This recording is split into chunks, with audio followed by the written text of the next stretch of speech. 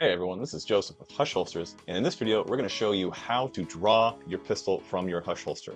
In this example we're going to be using our trusty banana gun and whisper pickle. So the way the Hush holster works is that it has a retaining pawl that indexes off of the light, and that is retracted by pushing down on the activation level on the inside of the holster. So to holster your firearm, engage the light with the back of the pawl, and then insert the light fully into the holster until the pawl engages.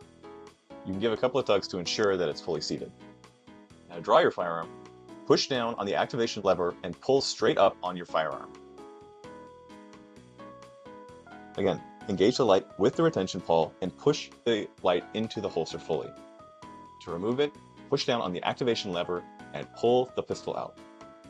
Definitely do some dry fire practice with this to ensure that your draw is tuned up the way that you want it.